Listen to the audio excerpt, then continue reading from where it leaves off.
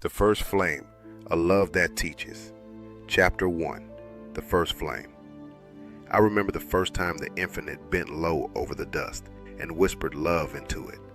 Not longing, not lust, but love, holy, wild, alive.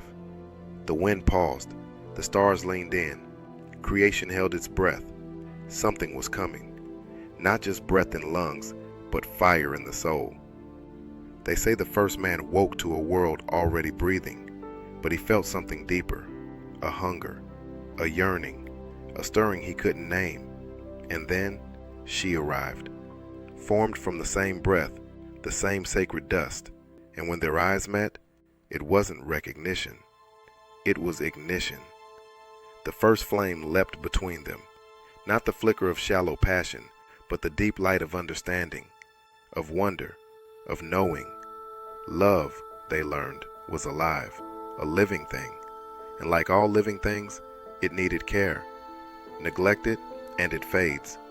Feed it recklessly, and it consumes. No instructions were given, only this truth.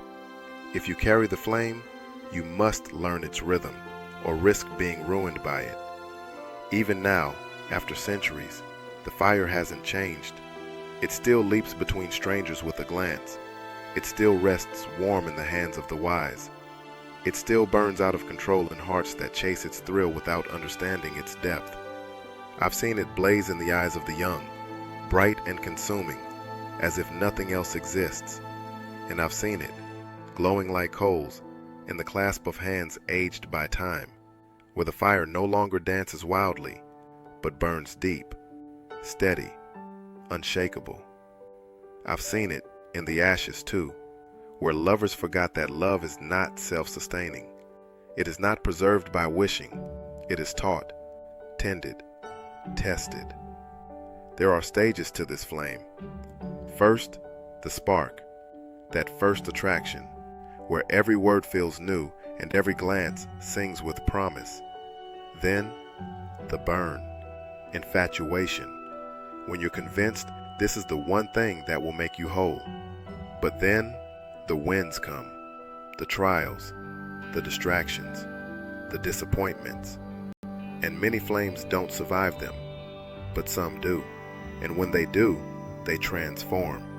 From wildfire to hearthfire, from thrilling chaos to sacred warmth. But hear me, the danger lies in thinking the early spark is enough, that the burn will never fade. So many find themselves cold when the winds blow, because they never learned to tend the fire. The wise know, love changes, and we must change with it. For those walking alone, this is not a message of waiting.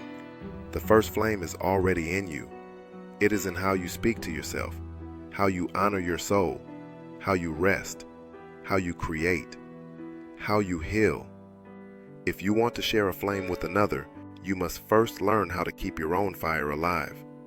And for those walking together, pause and ask yourself, when did you last tend the flame between you? Not with duty, not with routine, but with awe, with presence, with truth. The flame cannot live on shared roofs and bills alone.